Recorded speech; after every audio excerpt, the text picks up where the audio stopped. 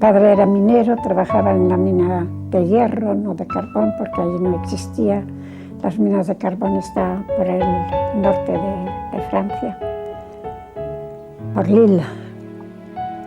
Y nosotros vivíamos en el este, en la Lorena.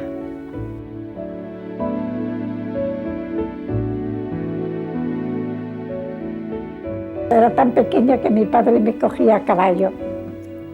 Y después, cuando era un poco más grandecita, con otras niñas de 6, 7 años, nos ponían con un lazo rojo aquí y éramos la cabeza de las manifestaciones. Las niñas de los mineros, claro.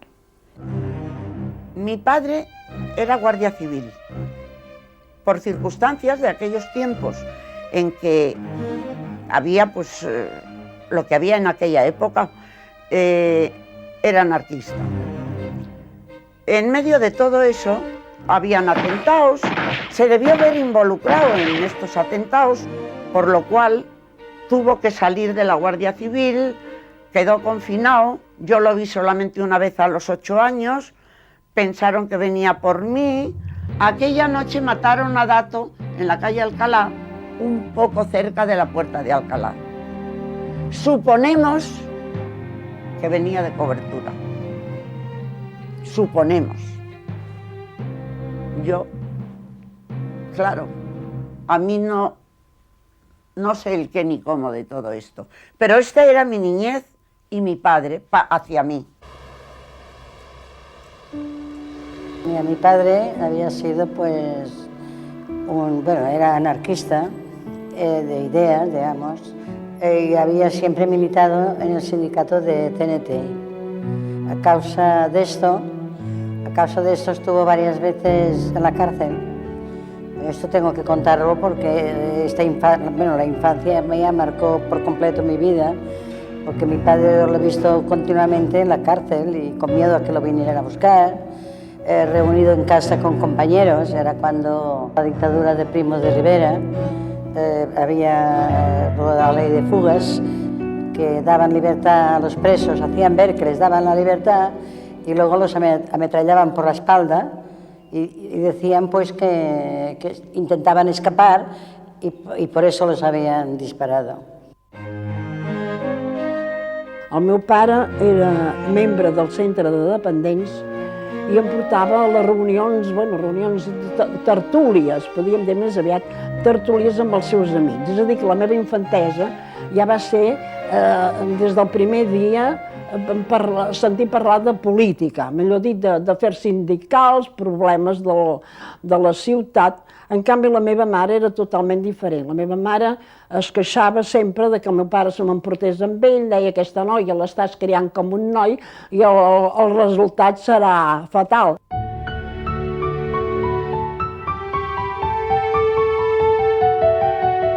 Mis padres, creo, decidieron venir a San Sebastián porque mi madre estaba delicada, porque ellos trabajaban en el campo.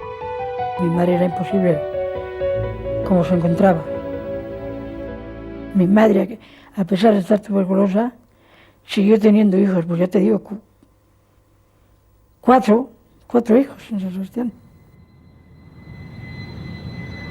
Y yo pasé mi infancia en Cuba, en México, y llegué a Barcelona a los 11 años. Tengo un hermano que nació en México, tengo otro hermano que nació en Cuba. Y eso se debe a que mi papá era demasiado aventurero, ¿no? El planeta le venía chiquito a él. Entonces inventaba de irse a América Latina. Y mi mamá se quedaba con la casa paterna. Entonces mi abuelo la mandaba, cuando mi mamá lloraba demasiado, la mandaba al encuentro de su esposo y nacía un hijo. Pero mis papás se separaron. Entonces yo tenía una infancia demasiado alterada. En la escuela, pues yo de pequeña fue muy poco, a causa precisamente de las detenciones de mi padre. Entonces nos tenían que sacar porque no había dinero para pagar el colegio, entonces todo era pagando, no era como ahora. Mi casa, a pesar de pasar tantas calamidades con mi padre, era una casa alegre, no era triste ni mucho menos. al ser varios hermanos, pues siempre jugábamos ahí, pero me pasaba muchas horas a la calle jugando.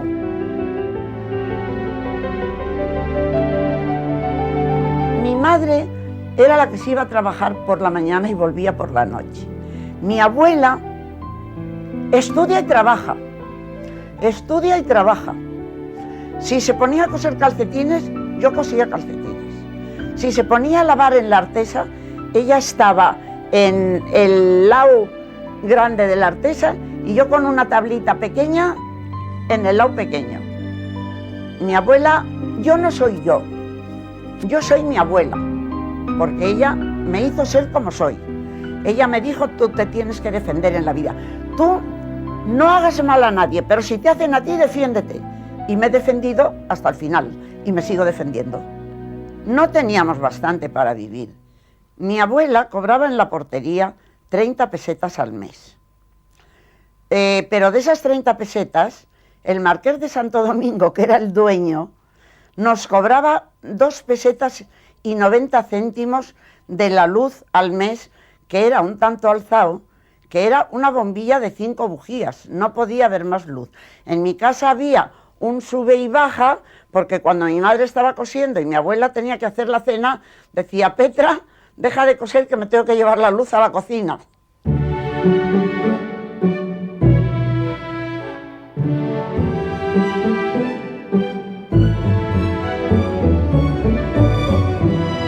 Y la gracia que tiene es que mi papá, siendo socialista, un socialista a su manera, me metió en las Salesianas, en un colegio de monjas, y allí me las hicieron ver de todos los colores. Me hicieron, porque a mí me gustaba subirme a los árboles. Y yo hacía una cosa, me sentía tan desgraciada con aquellos manteos que me pusieron y aquellas medias, yo que me la pasaba en la calle, que por el día escribía papelitos y ponía, feliz mortal, tú que te paseas por las calles no sabes apreciar el don de esa libertad que tienes. ¿Tú sabes cuántos años tenía yo? 11. Yo tenía el papelito envuelto en una china y se los arrojaba. Ellos lo leían, me miraban y se reían. Y yo de boba iba luego a la confesión y se lo decía al cura, ¿no? Yo tenía 13 años cuando empecé a trabajar, así es que mira lo que anduve en la escuela. A los 14 ingresé en la tabacalera y entonces ya se me terminó todo. Porque ya tenía un jornal, tenía un eso, y era reconocida como persona, ¿no? Eran tan niñas que al salir, más de una vez jugamos a las canicas. Y si éramos niñas. Bueno, cuando yo era pequeña, mira, ustedes no se lo pueden ni imaginar, ni imaginar. La mujer era un auténtico cero a la izquierda. Yo lamentaba mucho haber nacido mujer. Yo decía, ay, pero ¿por qué no habré nacido yo hombre? Y estaba muy pesarosa de haber nacido mujer. Pero un día caí en la cuenta de que los hombres no pueden ser madre. Y yo dije, bueno, si yo fuera hombre no podría tener bebés. Entonces, más vale ser mujer y tratar de luchar a como dé lugar para que esta situación cambie.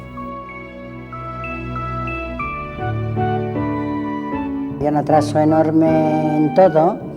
Las mujeres, pues, generalmente, bueno, yo me acuerdo, ya cuando me hice un poco mayor, que mi madre, aparte de ser una familia de ideología libertaria, mi madre, pues claro, nos estaba, a mí sobre todo, subiendo como la mayoría de los obreros, ¿no? Entonces la idea de ella es que fuera a aprender a coser, las cosas de casa, cuando yo lo que quería era todo lo contrario, yo no quería coser, yo quería ir a aprender, me gustaba muchísimo leer, entonces yo lo que quería era prepararme precisamente en la cuestión esta, ¿no? De ir al colegio y aprender alguna cosa, y no, bueno, en esto había un poco de lucha. El sábado a la tarde a limpiar el piso, esto ya no me lo perdonaban. Yo salía a la noche, pero a la tarde tenía que estar limpiando. Mi hermano se libraba de todo, porque como era un hombre, pues se libraba de todo esto, de limpiar por la tarde, de hacer sus cosas. Y bueno, la vida en general, pues de las pocas mujeres que tomábamos parte en la lucha, digamos, eran más o menos parecidas a la mía. En casas de educación ancestral, que creían que todo el trabajo de casa lo tenía que hacer la mujer, y el hombre, pues cuando llegaba pues a leer y demás. A mí también me gustaba leer. Mi mamá me decía, hija mía, tú piensa lo que quieras, pero no lo digas, porque yo estaba contra la familia, contra la tradición, contra la religión, yo estaba contra todo, porque todo lo veía absurdo, ¿no? Y mi mamá, la pobrecita, decía, caramba, huyendo del perejil por mi papá, i me salió en la frente. Aquesta era la vida de les dones, oi? Treballar. I encara la meva mare era de les valentes perquè es va posar a treballar. Perquè nosaltres teníem unes parentes nostres que eren de Madrid i van vindre a viure a Barcelona. Doncs aquestes noies feien flors artificials. Em recordo que treballaven per una casa del carrer Fernando. I feien les flors a casa, però no les anaven a entregar a elles, oi? A vegades em deien a mi, escolta, vols anar a portar això, oi? O a la meva germana o a una altra persona del barri, perquè elles sentien vergonya de dir que treballaven. És a dir, que entre Madrid i Barcelona ja hi havia diferència, perquè aquí teníem a les fàbriques que estava ple de dones que treballaven. Les dones de la fàbrica tenien més llibertat. I tant és així que quan va vindre la República van ser les que es van llançar al carrer. Donde había un poco de mejor bienestar era en el norte y era en Cataluña, donde había industria. Pero el resto de España era una calamidad. Vivían de las vendimias, vivían del esparto, y cuando no había cosecha vivían en una miseria tremenda.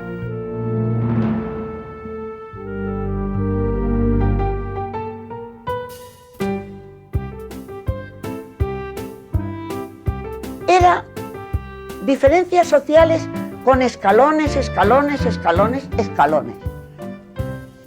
Es que casi, aunque lo explique, no se puede entender lo que era aquello, porque toda la calle de Serrano, en la acera de la izquierda, según se viene desde la Puerta de Alcalá al hipódromo, eran palacios, pero palacios de la manzana entera.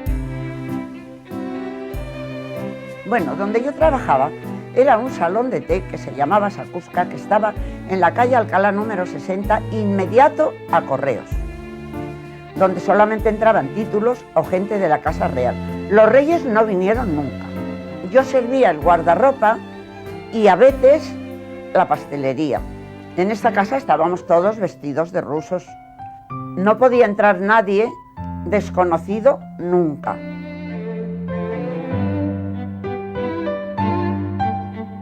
Bueno, yo era joven, cuando yo era niña, mejor dicho, ya, era niña, ¿no? Venían pues toda la aristocracia del mundo. Venía la primera, la reina madre, la reina Cristina, y sus nietos, todos los nietos venían con ella.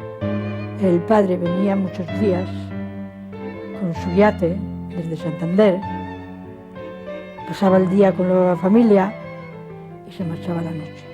La Victoria Eugenia pocas veces venía. No era querida aquí, pero la culpable era ella.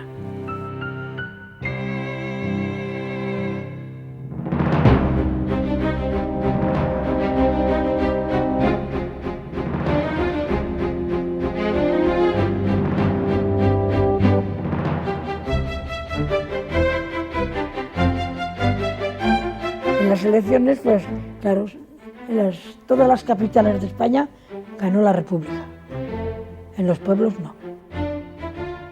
Y en eso hay que reconocer que el rey se portó. Dijo, el pueblo no me quiere, yo me voy. El gobierno intentó apaciguarle, pero él dijo que se iba y se iba, se fue. No lo creíamos, a pesar de que decían que se iba. Como no lo vimos pasar por Hendaya, y a los 3 o 4 días fue ya toda la familia real. Y a nosotros, pues, que San Sebastián nos daba pena, porque era una atracción todos los veranos aquí los infantes. És emocionant trobar-nos en aquesta plaça abans de la República, abans i ara de Sant Jaume, oi? I pensar que en l'any 1931 el president màrtir afusellat pel règim franquista va proclamar la República Catalana. Enfront nostre es troba el Palau de la Generalitat, on també des del balcó el president Macià proclamava la República. Nos salimos a la calle a ver lo que era y resulta que uno de mis compañeros, que era camarero, se había subido a un banco a verlo porque era muy chiquitín. Y le digo, venga, bájese usted ahí, que es usted un carca. Me quería pegar porque, claro, ya se veían pues banderas republicanas. Fue una cosa, un impacto de una cosa que yo pues que no sabía de qué venía. Salimos al portal y venía una manifestación muy grande, cantando pues Segadors, la Internacional, los Hijos del Pueblo, y entre los cantos iban diciendo la cárcel, abrir la cárcel. Yo pues no me lo pensé dos veces. Cuando llegamos empezamos a tirar piedras a las puertas, las abrieron. Por lo visto tenían ya la orden de abrirla porque no creo que por aquellas piedras se iban a abrir. Tendrían alguna orden, abrieron las puertas, entramos en tropel todos adentro, pasamos los locutorios aquellos tan odiosos y a la segunda puerta ya todos ya salían los presos. Nos abrazamos allí con una gran alegría y yo, la verdad es que fue un día de los más felices de mi vida.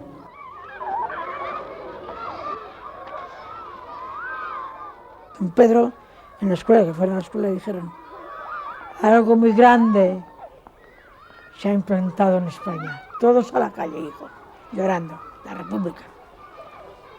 Porque nos juntamos todos, los anarquistas, los comunistas, los nacionalistas, no. Bueno, Sacusca con motivo de esto se cerró para siempre. Aquella gente desapareció del mapa en un momento. Ya aquello se acabó.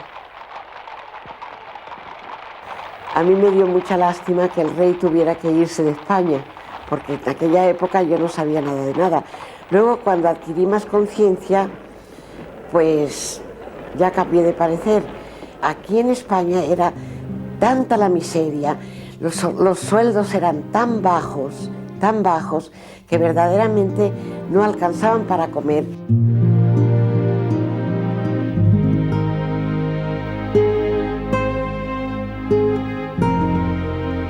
Por supuesto, en la masa obrera había un descontento, pues había mucha efervescencia, había muchos luchadores de verdad que trataban de formar los sindicatos y eran muy perseguidos.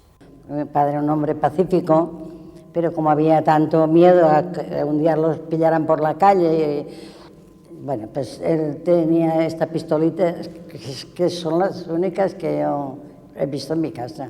Mi padre la llevaba para su defensa si llegara el caso, que yo creo que no hubiera sido capaz de hacerla servir nunca. Yo le pedía continuamente pues, la pistolita aquella, y él me decía, tú tranquila, que ya te llegará el momento, ya te la daré algún día. Yo siempre estaba detrás del arma aquella. Y yo pensaba, ¿cómo les haría yo comprender a las clases privilegiadas que tienen que ser más tolerantes, más comprensivas?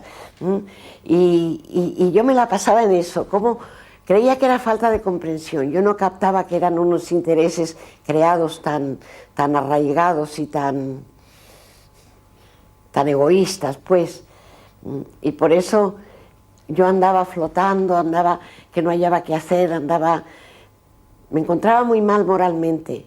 Bueno, amb tot això, aleshores les dones ja es van començar a moure. Es van començar a moure, sobretot les intel·lectuals per un cantó i les dones dels sindicats per un altre. Però totes ens vam arribar a treballar en un conjunt, és a dir, i amb això arriba, veritat, que quan es demana, es vota l'Estatut de Catalunya i clar, els homes voten, però les dones no teníem el vot, és a dir, que encara no s'havia legislat, les dones no teníem vot I amb una colla de companyes se'ns acudeix agafar una llibreta, una colla, oi? Però allà n'hi havia més aviat dones intel·lectuals, dones que venien del centre femení d'esports, dones de fàbrica, que vam agafar una llibreta i un llapis i ens vam anar demanant a les dones que signéssim per poder sumar aquestes signatures per demanar l'Estatut de Catalunya.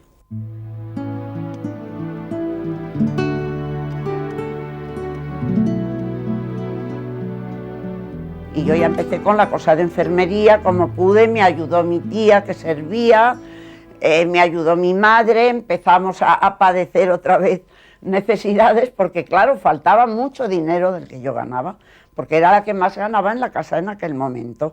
Y entonces conseguí a los 15 años a 3 muchachos que vivían enfrente de mí, que eran de las Juventudes Libertarias, y me llevaron al Ateneo del Clot. Ay, cuando yo los oí allí hablar, me di cuenta que pensaban exacto como pensaba yo. Para mí fue llegar a la gloria. Dije, caramba, a mí me tienen por un bicho raro, me tienen excomulgada en mi familia, me creen algo fuera de lo normal, una especie de loca, y resulta que aquí hay un grupo de gente que piensa igualito que pienso yo. Entonces allí me quedé. Bueno, aquellos años del Ateneo lo cuento con nostalgia aún ahora, a mis años, porque fueron desde luego los mejores años de mi vida. Allí bueno, se fueron formando secciones de todo. Había la sección de Esperanto, la sección de cultura general, la sección de nudismo, de naturismo. Había el cuadro escénico. Bueno, yo no trabajé nunca en el cuadro escénico porque siempre he sido un poco tímida para esas cosas. Y es en el sitio que vi siempre mujeres. Así como en el sindicato no había nunca, allí había muy pocas mujeres en el sindicato, en el Ateneo casi había tantas mujeres como chicos. Me sentí tan feliz de encontrar esa gente, pero tan feliz, que los retretes del local estaban inmundos. Entonces yo les estaba tan agradecida, porque creía que de verdad ellos iban a cambiar la situación, que fui, compré lejía, jabón y todo, y tomé la tarea de tenerlos inmaculados, ¿no? Dije, bueno, ellos son muy inteligentes y están tratando de cambiar el mundo, pues yo tengo que aportar también mi cooperación. Lo que cambió España, la República, pues muchas cosas. En primer lugar, pues que no había niños en la calle. Se hicieron en muchas escuelas, el que quiso aprender, aprendió, claro. Había de todo. Había muchos padres que también necesitaban y mandaban a los hijos a trabajar, ¿no? Las mujeres tuvieron más libertad. Es que claro, había el atraso tan grande, por eso siempre la CNT y demás, siempre estábamos pidiendo, por ejemplo, que saliera la ley del aborto, porque desde luego las mujeres abortaban igual. Se abortaban en malas condiciones. Bueno, los que vivimos aquellos tiempos lo pasamos negro, porque no había anticonceptivos, no había nada, no había educación tampoco. Es decir, que cada 2 por 3 la gente pues caía embarazada. Yo tenía un pánico a las relaciones sexuales. La prueba es que con ser tan libre, hasta cerca de los 20 años yo no fui con ningún hombre, por el miedo que tenía, porque en casa se había pasado muy mal con mi madre. No, l'Estatut també va ser molt ben rebut, no hi ha dubte que va ser ben rebut. Era un estatut molt modern, fet per persones progressistes i veritablement, però també va tindre la gent, molts no hi ha, perquè quan parlaves de divorci, quan parlaves de separacions, quan parlaves, veritat, d'avortaments, i parlaves de tot això, de la llibertat de la dona, s'esverava, oi? I era una lluita que s'havia de tindre contínuament, oi? Había, bueno, sí, muchas libertades, pero no las suficientes.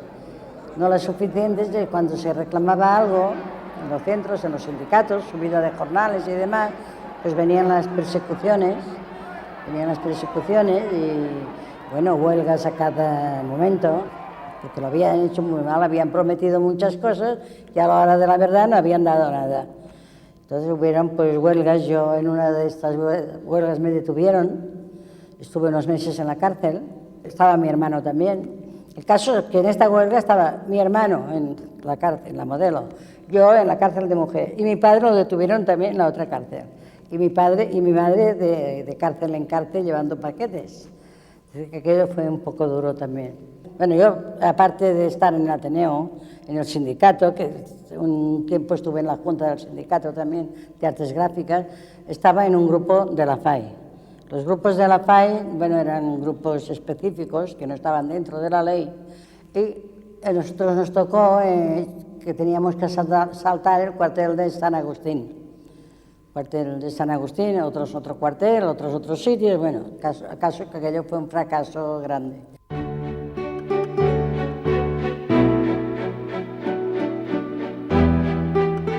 Jo aleshores ja havia conegut a la Nelken, a la Ken, a la Clara Campoamort, havia fet viatges a Madrid, les coneixia, elles havien vingut aquí, i me'n recordo que la Clara Campoamort em deia, però Enriqueta, ¿por qué hemos de pedir el voto de la mujer? ¿Por qué hemos de pedir? Tú verás que las derechas se van a echar encima de todo esto y vamos a perder las elecciones. I jo li deia, bueno, però escolta, ho hem d'intentar, oi? No ens podem quedar així. Els de la dreta van treure, veritat, fins a escoltar, els malalts, les monges, tothom va anar a votar. I va ser quan es va perdre l'elecció i van guanyar la seda. Y ganaron las derechas. Entonces pues vino el desastre, porque hubo huelgas generales y de ahí vino movimientos revolucionarios. Y teníamos a casi todo el pueblo español en la cárcel. Casi todo el pueblo español estaba en la cárcel. Por lo menos aquí, toda la juventud trabajadora estaba en San Marcos y en el Jaizkibel, debajo tierra. El gobierno que se puso pues vio que se le iba al pueblo, porque Asturias era completamente rojo.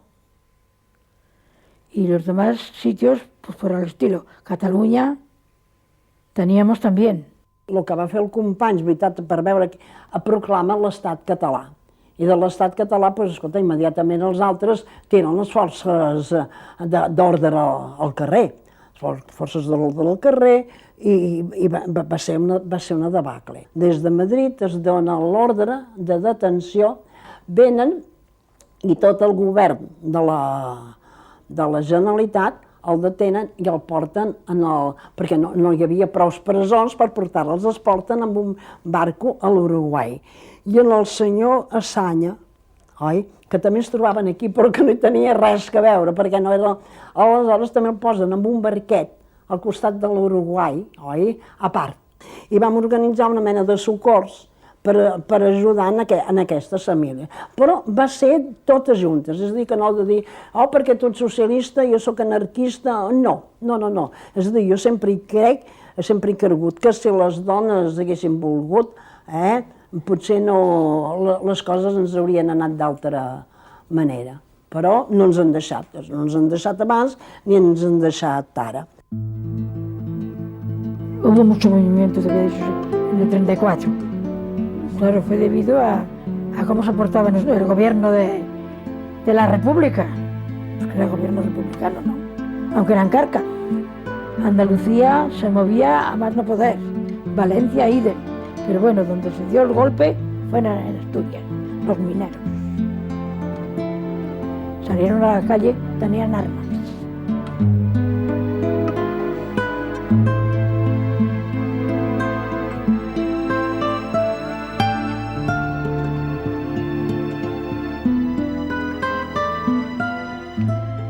Como los represaliados fueron descomunales, trajeron a Madrid muchos niños de los represaliados de Asturias, porque claro, los padres estaban en la cárcel, las madres también.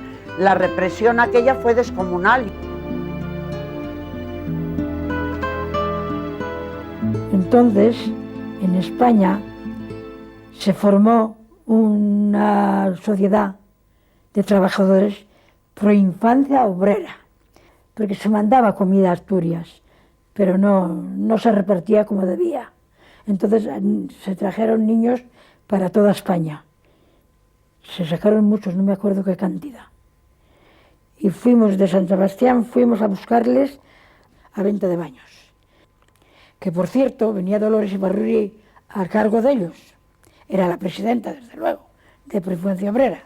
Y 2 niños se nos ponen a llorar. El uno tendría 9 añitos y el otro menos. ¿Por qué lloráis, hijos? Pensamos, se acuerdan de la mamá o eso. Yo no quiero beber eso. Yo no sé lo que es ese agua blanca. Aquello sí que fue horrible. Yo no pude remediarlo y dije, hijo de minero y Asturias, de donde está la leche, y no conocéis la leche. Maricones de burgueses. No pude remediarlo. Y aquellos niños no querían, lloraban.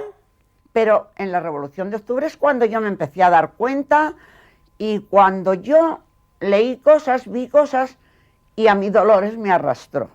Esta es la palabra, Dolores y Rusia me arrastraron. Y claro, yo ingresé en el Partido Comunista en el año 35. Pues primero era de las juventudes comunistas, chicos y chicas estábamos juntas, y después me nombraron secretaria general de Jeunes Filles de France, la joven y muchacha de Francia. Allí había de todo, comunistas, socialistas, anarquistas, católicas, de todo.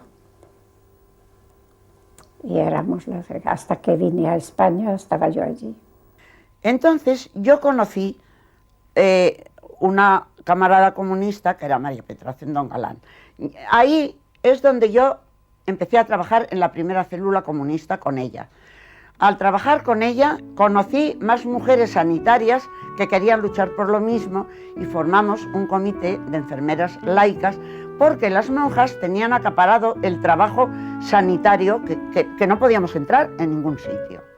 Fuimos a hablar con Dolores Ibarruri al Congreso para decirle que lo íbamos a presentar para que nos apoyara y quiénes éramos y lo que hacíamos.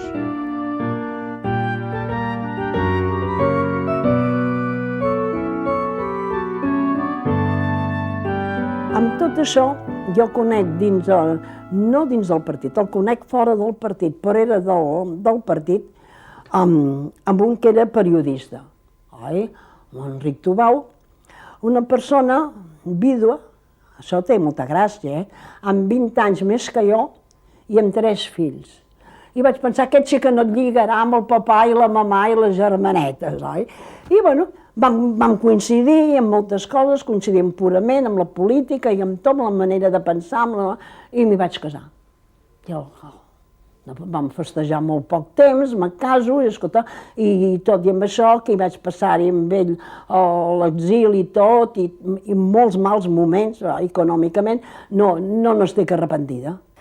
Y yo picaba los cabos para el Ateneo Libertario y llegaba luego, pues claro, tardísimo a la casa y mi mamá me estaba esperando con la alpargata en la mano y me daba una tanda de alpargatazos, ¿no? Que no tiene nombre, pero a mí eso no me detenía.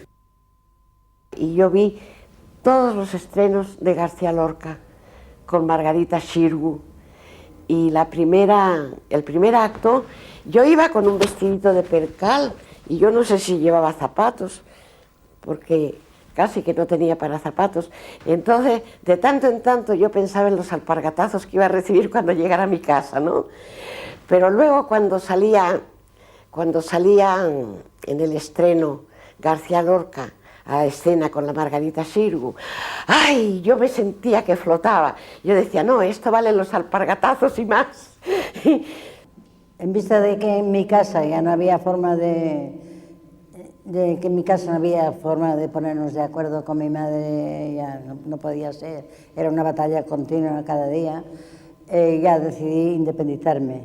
Y bueno, fue una etapa buena de mi vida porque allí conocí unos amigos, maestros, que tenían el proyecto de abrir una escuela racionalista más o menos sistema del Ferrer y Guardia, ¿no? De los métodos, pero ellos querían ir más adelante que esto aún. Hacían muchas clases en el campo, todos los días que hacían, bueno, lo pasaban en el campo. Bueno, fue una escuela estupenda, yo también guardo un buen recuerdo. Esto fue a últimos del 35, ya después vino la sublevación militar de los fascistas, ya nos echó por tierra los proyectos que teníamos. Porque aparte de la escuela queríamos formar una escuela de militantes y buscar una casa a las afueras, ir a vivir todos juntos, y bueno, todo esto ya no pudo ser.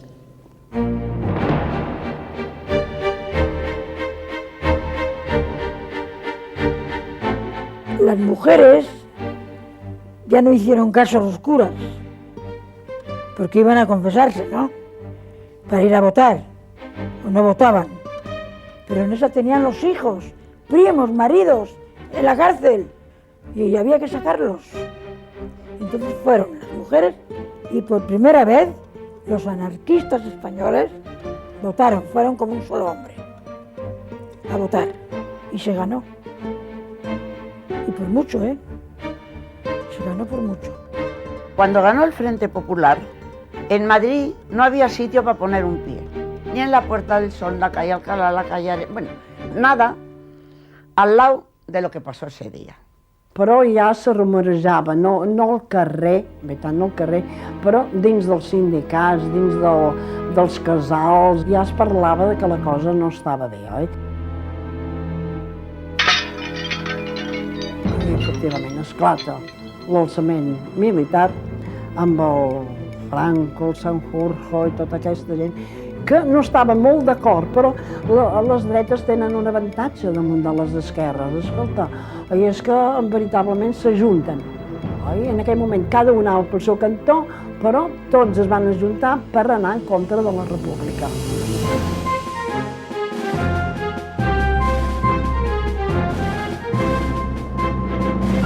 El 19 de julio yo me la pasé con mis compañeros allí en la Generalidad pidiendo armas para combatir, y salía con Pans y nos decía que esperáramos, que esperáramos, y los compañeros decían, ese nos tiene más miedo a nosotros que al ejército, porque éramos todos, no solo eran los sindicatos, en realidad fue todo el pueblo que salió, ¿sabes? Los anarquistas llevaban la batuta, pero había una clase obrera y había un campesinado que se daban cuenta que sus intereses estaban más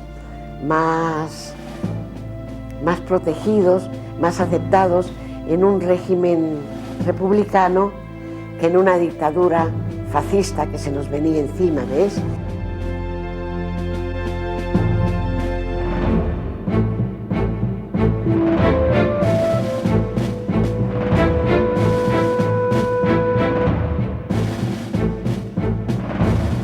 Me fui al sector, llegué y me dijeron, tú ahora mismo a San Carlos. Me llevaron con un coche, con un colchón arriba, porque por la calle eran tiros cruzados, no sabíamos de dónde. Cada uno sería quien sería. Inmediatamente allí se hizo un comité y se empezó a trabajar como hospital de sangre. Y empezaron a entrar los primeros heridos y muertos.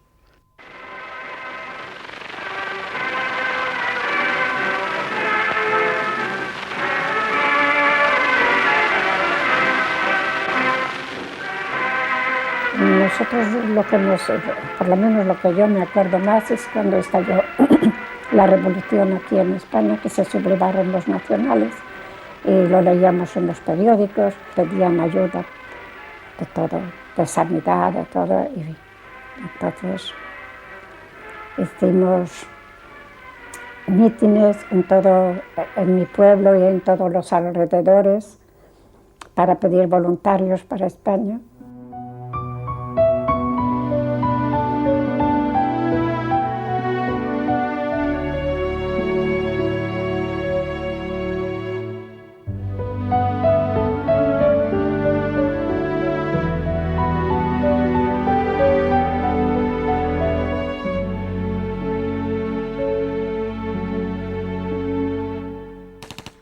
San Sebastián se defendió por barrios. Entonces, ¿qué hicieron? Se marcharon y pasaron, porque pasaron a San Sebastián. Pasaron por la Mara, que aquello era marismas, y Loyola a Mara era solo marismas. No se atrevían a pasar, ni siquiera andando, pero pasaron, con tanques y demonios, no sé cómo lo hicieron. Y en Amara, hay que decirlo con orgullo, estaban los anarquistas y se portaron como buenos españoles. Salieron todos, tenían las armas que habían cogido, no sé dónde, y pim pam, pim pam.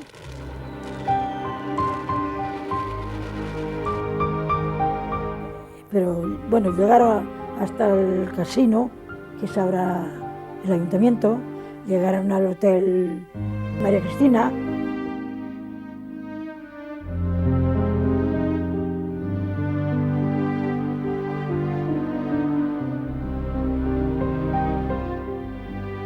Llegamos aquí en el cuartel, subimos por una escalera, allí habían los compañeros de Sanz que habían llegado antes, yo con mis pistolitas casi de juguete, y los que habían quedado allí, los de retén, los oficiales de retén, uno de ellos me dice, ¿pero dónde vas con esta pistolita? Dice, va, vengan, y me dio un pistolón así de grande. Bueno, estábamos tan emocionados que entramos a la sala donde nos acompañaron, en la sala de armas, allí cargamos todo lo que pudimos, y a las armas cuando salíamos por la puerta se nos iban cayendo de tan emocionados que estábamos, y ya nos llevamos las armas hacia el camión, cargamos y nos fuimos para el comité.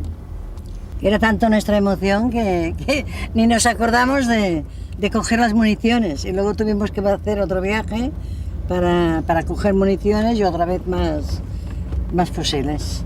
Y ya está todo el asalto del cuartel de Pedralbes.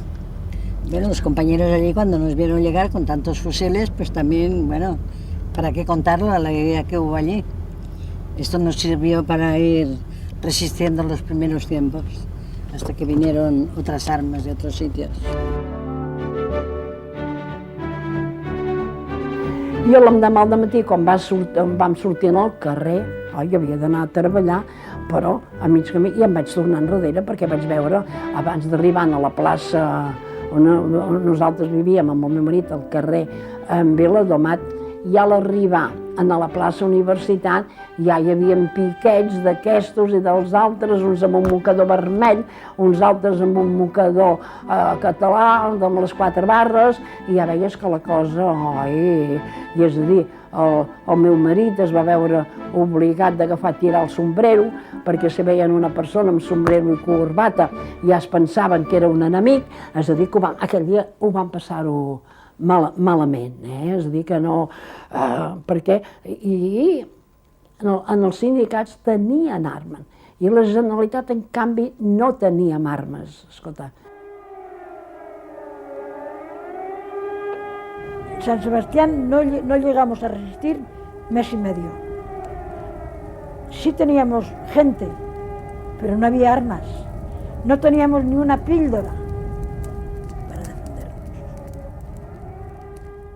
Y estábamos levantando barricadas, pero no teníamos armas. Entonces yo pensé que podíamos subir esos adoquines a la azotea. Y a mí me habían regalado una 635 de nácar y plateada. Y me acerqué a la casa de Cambó y toqué y salió un payés vestido con unos pantalones de pana y le digo, ábrenos la puerta. Dice, no les puedo abrir porque cuando vengan los señores... Digo, no chicos, los señores no van a venir. Dice, ¿cómo que no van a venir? Digo, no, yo le digo que no van a venir. Ah, pero pues yo no les abro la puerta. Y le digo, bueno, pues si no me abres la puerta, yo le doy un tiro a la cerradura y de todas maneras voy a entrar. Entonces me regresé y les dije, miren muchachos, vengan conmigo, que ese portal está abierto, vamos a subir arriba. Entonces ellos vinieron conmigo, los que estábamos levantando la barricada, y luego resultó que se apoderaron de la casa y allí formaron el comité regional, nacional, de las Juventudes Libertarias, y a nosotras no nos quisieron dar ningún rincón. Nos tiroteaban de arriba, no sabíamos cómo y quién, decíamos, bueno, ¿quién nos tira? Entonces nos vimos obligados a ocupar el convento, entramos dentro, hicimos salir a todas las monjas, las registramos, nadie de ellas sabía nada, ellas no llevaban ninguna arma encima, y ya, bueno, pues aquello ya quedó incautado. Entonces, pues bueno, ya me nombraron, bueno, Concha, tendrías que hacerlo tú, y ya me tuve que cuidar yo de mirar que no la registraba. Ya les decía, si lleváis algo, dejarlo, dejaban algo. Los que quedaron, pues, claro, asustadas, de miedo tenían mucho, pero sin ninguna queja de todos nosotros. Mira, si era así, que en el convento de las Carmelitas, que era de monjas, 2 monjas se quedaron con el comité. Así que no se las trató tan mal como dicen, ¿no?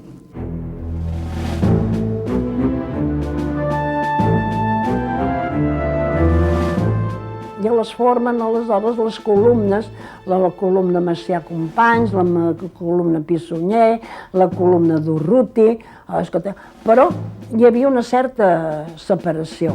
És a dir, que cada columna representava, veritat, amb un sindicat o amb un grup, o que no, i els altres amb un altre. Nosaltres, que la Francesc Macià representava l'Esquerra Republicana, els altres representaven els independentistes d'Estat Català, oi? Uns altres, veritat, eren de la CNT, els altres de la FAI. És a dir, que allò no eren soldats que s'enviaven, perquè n'hi havia pocs de soldats. Des d'aquí no s'enviaven soldats, s'enviaven combatents.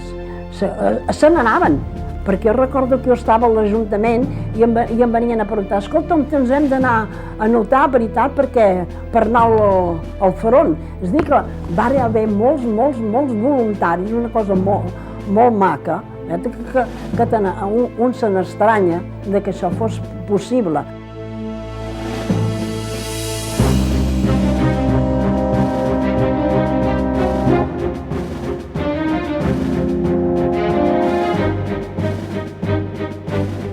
Pues durante el tiempo que estuvimos allí en La Zaida, lo que hacíamos más es prácticas, porque prácticas de fusil, sobre todo yo, las mujeres no teníamos ninguna. No éramos muchas mujeres, pero algunas y otros grupos. Hacíamos prácticas y a mí me costaba bastante, porque nunca he tenido fuerza. Cuando tiraba con el fusil siempre me echaba para atrás. Hasta más de una vez me caí de espalda.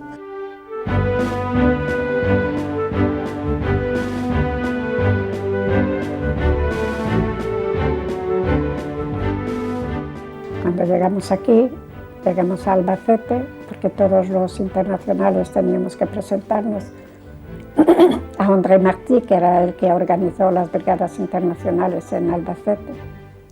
Me metieron a mí en el hospital provincial. Entonces fuimos a André Martí. Yo, que tenía 21 años, parecía que tenía 14 o 15. Me sentó en la rodilla y me dice, espero que sabes a qué has venido. Que has venido a trabajar, a cuidar enfermos. Y no, me dijo una palabra muy fea. No a putear. Y ya está. Pues nos dieron la orden, dijeron voluntariamente, los que quisiéramos ir a una descubierta Quinto, que fuimos un grupo de, quizás salimos unos 30, pero llegamos menos de la mitad, porque fue, no me acuerdo, pero un montón de kilómetros. Yo me acuerdo que llegué arriba, hasta que vimos al enemigo, llegué arriba descalza del todo. Iba con alpargatas, se me rompió todas las alpargatas, no quedaba nada más que un trozo de suela, y con hierbas, o alguna cosa que encontrábamos por el campo, nos lo íbamos atando, y bueno, llegamos hasta ver al enemigo paseando por abajo, que nos pareció que eran moros. Ahora no me acuerdo si eran moros o no, nos pareció que eran moros. Ya sabíamos dónde estaban, nos volvimos, y ya cuando llegamos, bueno, aquello, llevé los pies llagados al menos una semana, vendados y llagados, porque ya llegué descalza del todo.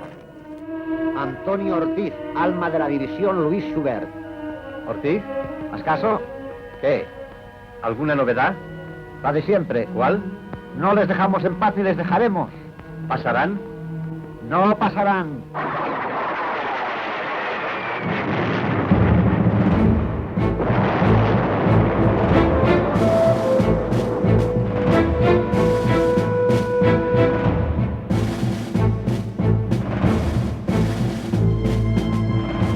Bueno, nosotros estábamos tan angustiados, con un sufrimiento tan tremendo de ver lo que estaba pasando en Madrid, que una mañana tocan a la puerta de mi casa muy tempranito y era mi amiga Felisa, la que iba a segar al campo, ¿no? Y cuando yo la veo aparecer, estaba mi hermano durmiendo en nuestra cama, y cuando yo la veo aparecer, yo digo, ay, Felisa, porque éramos muy unidas. Digo, ay, Felisa, cayó Madrid. Dice, mira, no, Madrid no ha caído todavía, eso era el 6 de febrero, y traía la Soli, traía Solidaridad Obrera así escondida. Dice, no, Madrid no ha caído, quien ha caído ha sido tu padre. Ustedes quieren creer que yo di un suspiro de alivio, que era mi papá que había caído y que no era Madrid que había caído.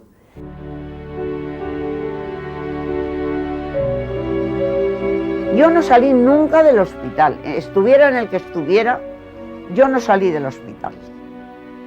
Bueno, pues resulta que en el hospital no cayeron bombas nunca. Pero un día yo me acuerdo que me quería comprar unos zapatos, porque claro, se me rompían, quedaba lo que quedaba, pero algunos te encontrabas. Y me voy a la calle Fuencarral, me dicen, Trini, que en la calle Fuencarral siempre caen bombas, todas las tardes caían bombas. La Gran Vía, una acera de la Gran Vía, y la calle Fuencarral y la calle Hortaleza, pero la calle Fuencarral más. Pues aquel día, en vez de caer en la calle Fuencarral, cayeron en el hospital.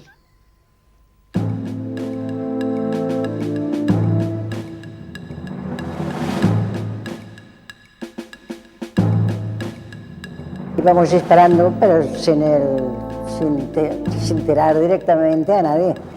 Tirábamos al azar, pero bueno, al azar porque los árboles no nos dejaban ver dónde estaba el enemigo.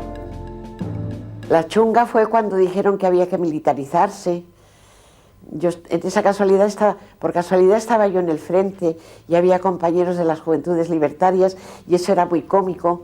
En el Clot había uno que había nacido cómico, había nacido para cómico, que se llamaba Bobini, y cuando hacíamos funciones él salía diciendo chistes y estábamos como en una tienda de campaña, grandecita, en Nochabola, y yo estaba allí y decía, bueno, pues que nos tenemos que militarizar, pues eso ha venido de orden de la CNT, pues hay que hacerlo, pues bueno, ¿quién será el capitán? Le decían, bueno, pues tú, Bobini, tú serás el capitán. No, yo no quiero ser el capitán, pónganme de teniente. Pues ¿quién será el capitán? Pues fulano. Y así era la militarización en nuestras filas, ¿ves? Tú eres el capitán, tú eres el teniente, tú eres el cabo.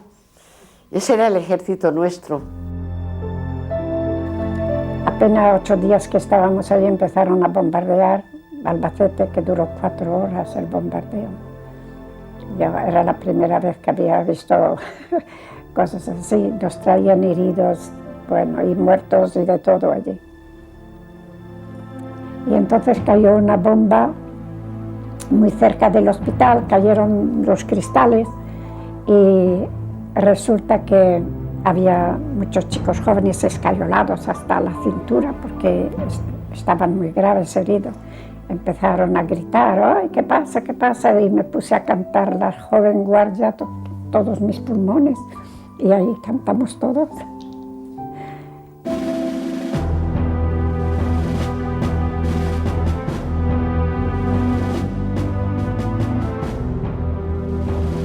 Bueno, yo ya entonces vinimos de permiso.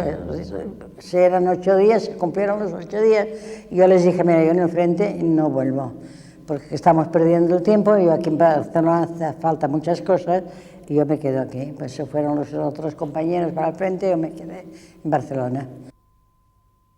I nosaltres, aleshores, les dones, malgrat que sempre se'ns deixa de racó, les dones formem la Unió de Dones de Catalunya. I a la Unió de Dones de Catalunya hi anem totes les dones, és a dir, no totes, però vull dir que de tota classe, de tots els partits, allà hi havia de tot. I anàvem perquè allà venien i ens deien, escolteu, per tal fàbrica que... Perquè els homes anaven al front, dones que siguin teixidores, per exemple, i buscaven, perquè allò era un bullit de dones tot el dia, oi?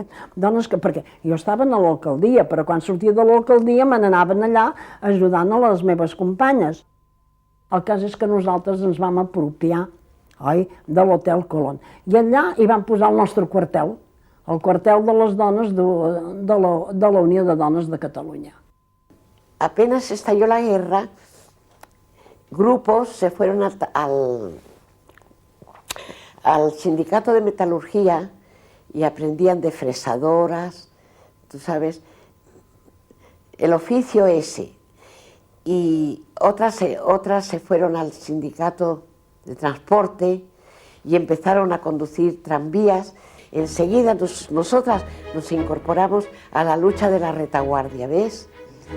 Bueno, poco llegué a estar aquí en comunicación con mi hermano, bueno, estábamos siempre, pero me dijo, bueno, mira, estamos en una fábrica que hemos incautado, era un taller pequeño, hemos incautado esto y lo hemos convertido en fábrica de material de guerra y allí nos haría falta alguien porque había muchas mujeres trabajando, pero no mujeres para tener un cargo de responsabilidad, ¿no?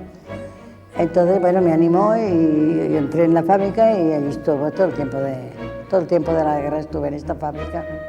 Se demostró que muchas cosas que hacían los hombres las podían hacer también las mujeres. Yo creo que las mujeres hicieron una gran revolución, ¿eh?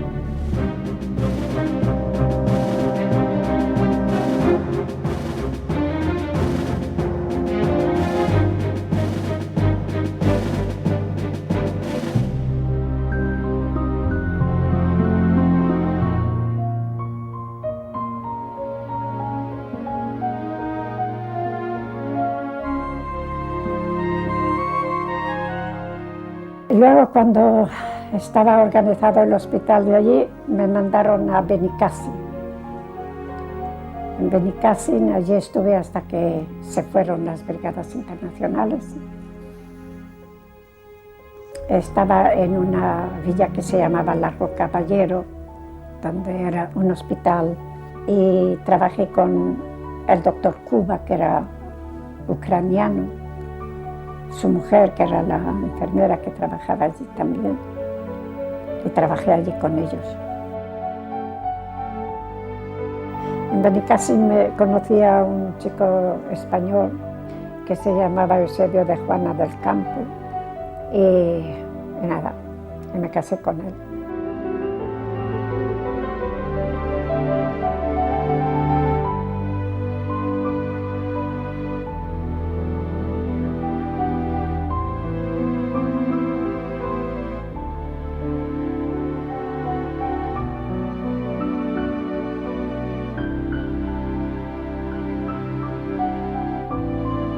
Sí, tenía amores con un muchacho,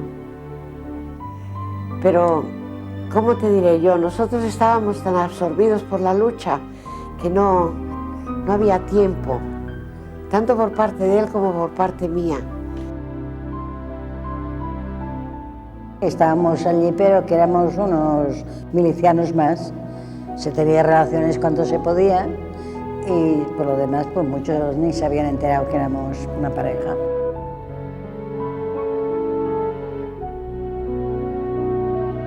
La lucha por las ideas era lo único que nos absorbía, no eran esas cosas de enamoramiento, no, nos atraíamos, nos queríamos, nos gustábamos, pero para nosotros antes era la lucha por las ideas. Eso fue durante toda la guerra y siempre.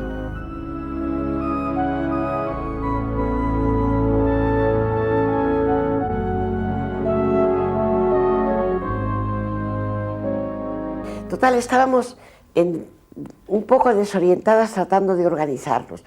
Cuando vienen y me dicen, mira, ahí hay una compañera de Madrid que te busca. Y yo salgo y me dice, mira, yo soy Mercedes Coma Posada. Nosotras editamos esa revista Mujeres Libres. Caramba, yo pegué un brinco. Digo, bueno, pero si nosotras queríamos entrar en contacto con vosotras. Dice, bueno, nosotras tenemos ya estructurado un plan. que os va a interesar. Ellas ya traían sus esquemas de lucha bien estructurados, ¿comprendes? Bien estructurados. Y a nosotros nos complació mucho reforma de las leyes, patria potestad compartida, sobre igualdad de salarios, sobre igualdad sexual, que la mujer tenía derecho a vivir su vida sexual sin estar casada. Abarcaba toda la problemática de la mujer, tener derecho a estudios superiores, que no los tenía, sobre el aborto voluntario también.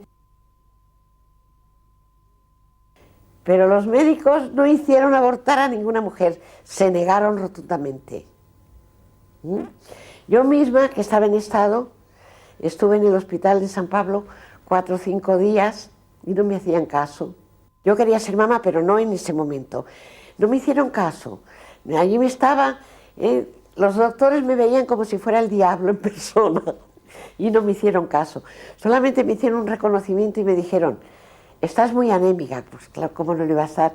Entonces yo pensé, bueno, como no me hacen caso, me voy para mi casa y me puse a comer todo lo que encontraba, ¿no? Dije, bueno, al menos que nazca sano. Y lo tuve a mi bebé.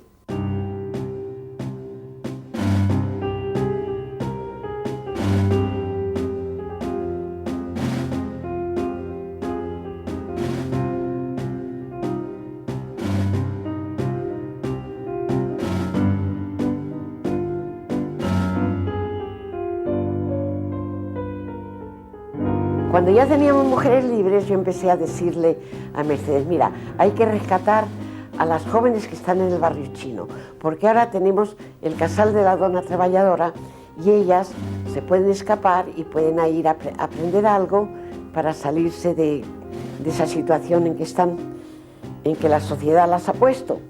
Y llegué allí tan campante en el barrio chino y me puse y pegué una octavilla en la pared y se puso un corro, ¿no? Y se pusieron a leerlo y yo vi que no pasaba nada. Y una de ellas me dijo una cosa, la leyó y me dijo, nosotras somos putas para que tú puedas ser honrada. Y yo dije, ¿qué me habrá querido decir con esto esta mujer?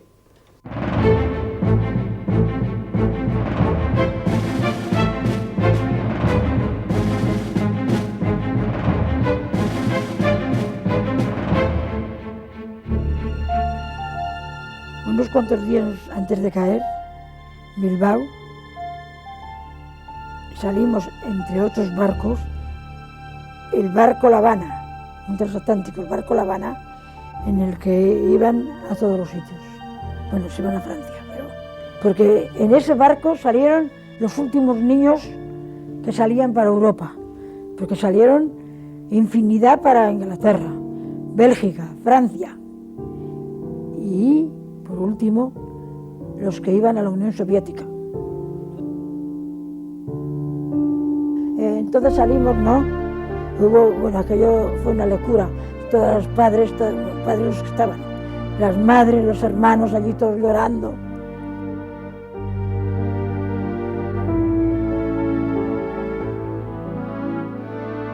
Yo iba solamente con los niños, son responsables, hasta Francia. Luego de allí ya me cogieron otros. Me cogió el Sontain, un barco francés que venía de Indochina. Y allí nos llevaron a Leningrado.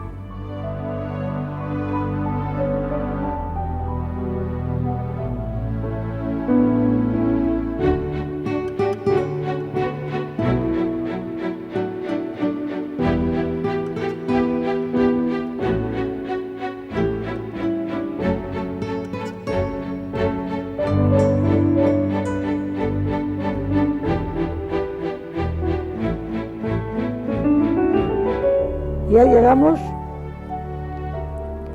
y vino a recibirnos una ministra con unas barbas, una señora.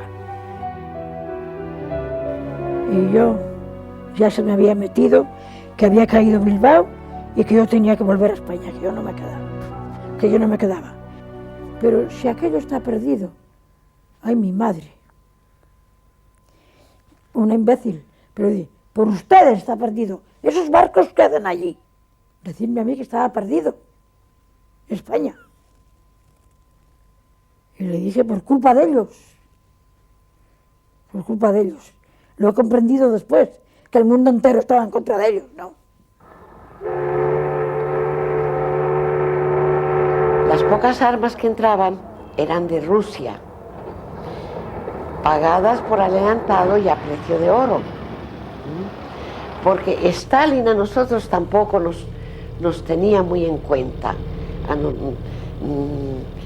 Estábamos muy lejos. Había muchos anarquistas aquí, ¿ves?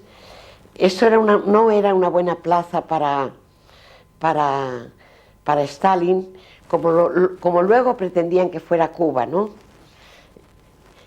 Esto es un grano que le salió a Stalin. Yo pienso que quisieron anular las conquistas del movimiento libertario para que no se asustaran. Y entonces ellos empezaron a combatirnos a nosotros. Acabaron con las colectividades de Aragón.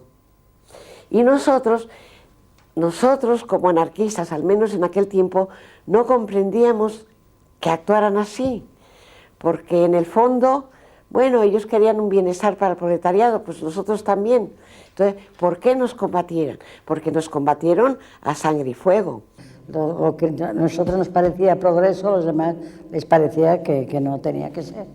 Entonces iban los enfrentamientos con todos los demás, sobre todo con los comunistas. Los comunistas, pues claro, la orden de Moscú, porque ellos recibían consignas de Moscú, y las consignas era terminar con todo este avance nuestro. Entonces ya dieron la orden, más importante, era apoderarse de la Telefónica, que desde el primer día estaba ocupada por los de la CNT. Entonces ahí se armó, cuando los de la Telefónica y demás centros que fueron, se armó pues lo que decíamos la contrarrevolución, ¿no? A partir de ese momento ya empezaron a perseguirnos y en las cárceles no había fascistas, había anarquistas. Y entonces acabaron con nosotros. Pero nosotros como bobos seguíamos luchando en el frente. Se tenían que haber venido los compañeros y dejarlos, que siguieran luchando ellos solos. A mí también por poco si me matan ellos.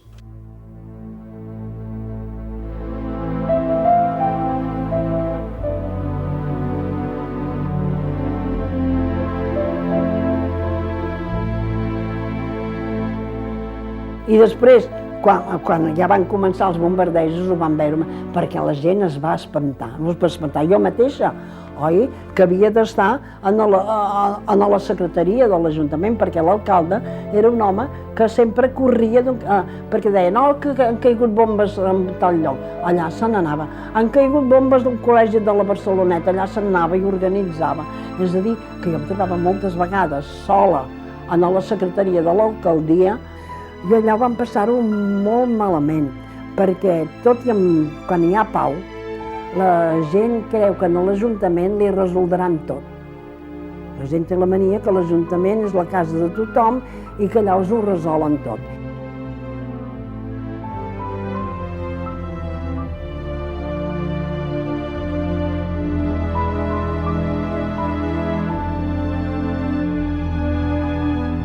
Jo vaig anar 3 vegades a París. El president Companys em va dir, vés-hi tu en nom d'Esquerra Republicana. I veritablement, com ells no es veien la guerra, oi? Va ser una cosa vergonyosa, que ens deixessin totalment abandonats. I no ens hi anava res, oi? Ara, per què? Per què una gent que es deien liberals, oi?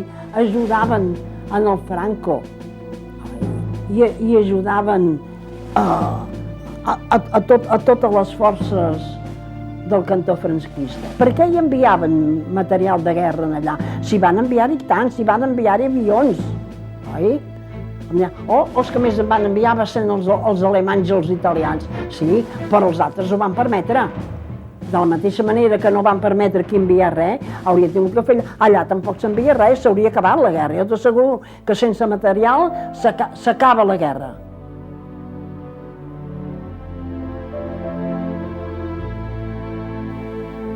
¿qué podíamos hacer? Si nosotros estábamos contra todo el capitalismo internacional, ¿quién nos iba a ayudar? Porque esa era la realidad. ¿A quién le interesaba que ganara una insurrección obrera en un país de Europa? A nadie. Y nosotros estuvimos muy conscientes, todos, toda la vida, todos los meses. Teníamos esperanzas de que rectificaran el acuerdo de la no intervención, pero según pasó el tiempo nos dimos cuenta que eso no sucedería, que estábamos condenados y seguíamos, yo no sé por qué. Y luego empezamos a perder. La radio no la queríamos oír, porque claro, siempre iba a encontrar un extra. El periódico El Patriota, que había aprendido ya a leer el francés, de tanto leerlo, ya no lo quería leer, porque todo era, ha caído esto, mañana se espera de esto. Y un día a la hora de comer, un responsable de Mondragón, que era el alcalde de Mondragón, nacionalista era, dice: Nati, tenemos una gran desgracia. No me digas. Hemos perdido España. Sí. Cuando se marcharon los de las brigadas internacionales, les dije a los médicos que se marcharan, no se querían marchar sin mí, los practicantes tampoco, porque insistí mucho, les dije, a una mujer seguramente no las castigarán igual que a ustedes, así que márchense. Ya veremos a ver cómo salgo de aquí. Y me quedé con los enfermos.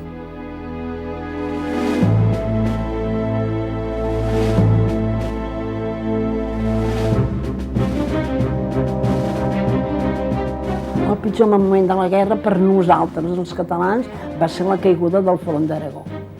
Perquè al veure la caiguda del front d'Aragó, en primer lloc van haver-hi molts morts. Per tot arreu veies mapes de la gent que anava posant agulles i anava posant agulles i anàvem reculant i anava reculant. Tots ens en vam donar compte que caigut el front d'Aragó ja estava... I va ser com van començar folts i folts els bombardejos. I era una cosa que no tenia cura. Pues empezamos a ir para atrás. Llegamos a Moncófar, que no había nada, y en una escuela pusimos allá a los enfermos más graves. Vinieron a bombardear allí también.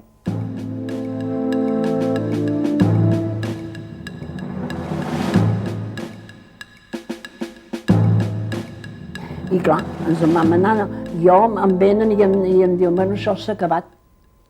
Ai, és qüestió de marxar. Bueno, escolta, i ara jo em trobo el meu marit, o no sé, oi? Bueno, el vaig poder localitzar i no vam tindre ni temps d'anar a buscar ni un mocador de butxaca. No vam tindre temps de res.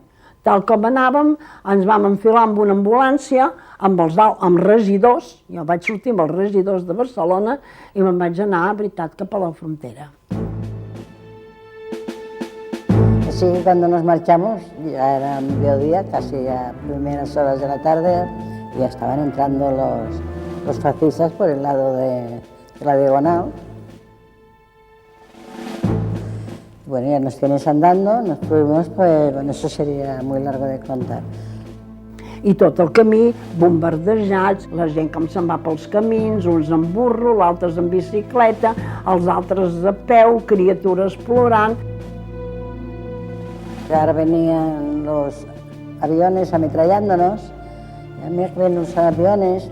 Bueno, aquello era una marcha aquello macabra, ¿no? Porque veías camiones y demás que pasaban llenos de gente, muchos heridos, andando, unos que no podían andar. Bueno, era algo que cuando te lo imaginas a una hora se te pone la carne de gallina. Ustedes no lo saben, pero la defensa de Madrid fue algo verdaderamente que no tiene nombre. Tú sabes que hacían barreras humanas para que los tanques no pasaran. Fue increíble.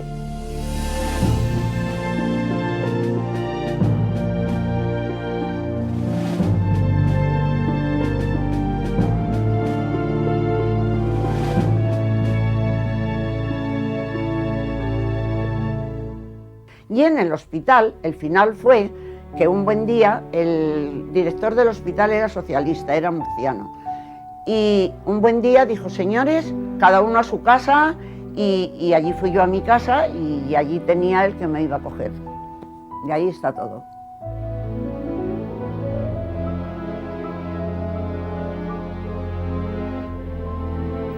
Me llamó Justa, la mujer del comisario político, y me dice, ¿sabes que nuestros compañeros han ido a Alicante porque hay un barco que nos espera allí a todos para salvarnos, para llevarnos a Rusia, decían, o fuera de España? Y entonces ella estaba enfadadísima porque se había ido a él sin contar con ella, y yo pues no te quiero decir. Las dos estábamos embarazadas, faltaba poco tiempo para dar a luz, y entonces por fin encontramos una camioneta que se iba a Alicante, nos llevó en la camioneta y llegamos a Alicante. Y por fin allí encontramos a nuestros queridos amigos, compañeros, que nos habían abandonado allí en Valencia.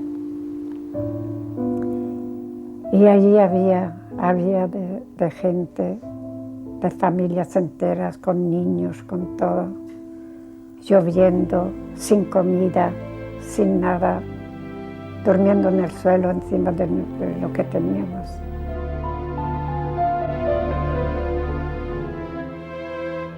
Y en lugar del barco y en lugar de venir a salvarnos, entró el Ejército Nacional. Mucha gente rompió todos sus documentos, sobre todo los de los partidos comunistas, socialistas, anarquistas, de todos, rompían sus documentos.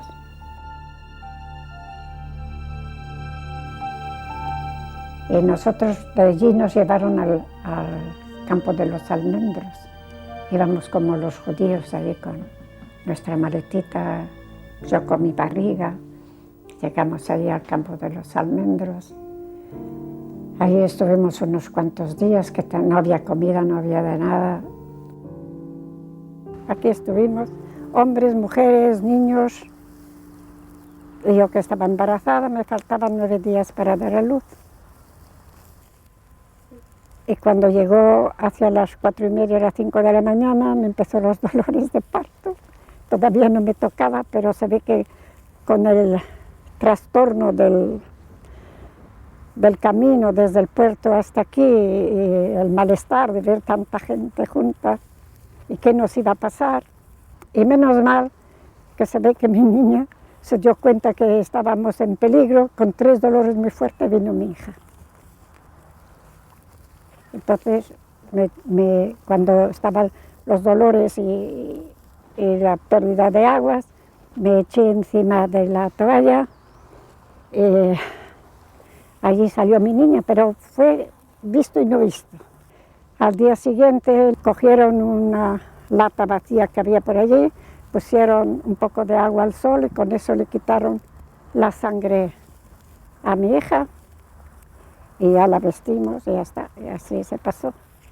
Esto estaba todo alambrado y por allí se escaparon todos los que pudieron, médicos, Miguel Hernández, que conocía, y muchísima gente.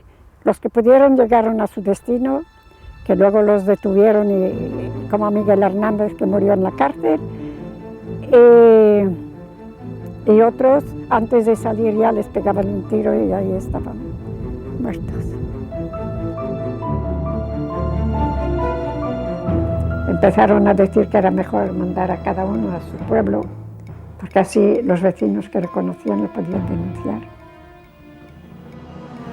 Bueno, vinieron a detenernos, en plural, a mi abuela, a mi madre y a mí, 2 jovencitos que no tendrían más de 20 años, falangistas, con fusil al hombro, a las 10 de la mañana, el día 12 de abril de 1939. No se preocupen, no se preocupen. Sí, total, enseguida vuelven, es para una declaración. Pasé 7 años en prisiones, pasando por unas 16 prisiones en los 7 años. Nosaltres, els catalans, ho vam perdre tot. Vam perdre les llibertats del nostre poble i vam perdre les llibertats de la dona. Cuando nos subían a declarar a mí, hablo de mí, cuando nos subían a declarar, a mí me ponían unos lapiceros así, de estos que son, no los lisos, esos que son, apretaban las manos y retorcían así, tenía todos los dedos sangrando. Aquel cuadro era algo desesperante. Esto que vemos en las películas, que parece que no puede ser, y sí, por desgracia era así. Porque mira, estuve 14 años en Francia y 32 en Polonia, estuve en el exilio 46 años. Se perdió nuestra libertad. Nuestra libertad. Por la dignidad no la hemos perdido.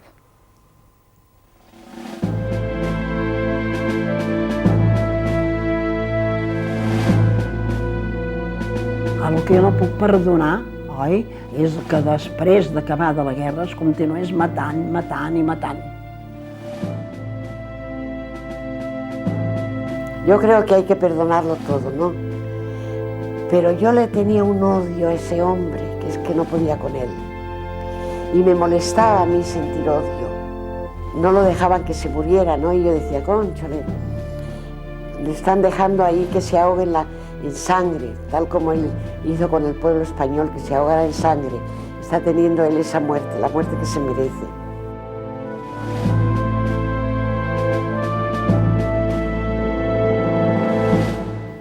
Fíjate qué cosas se pueden decir ahora en España, ¿verdad?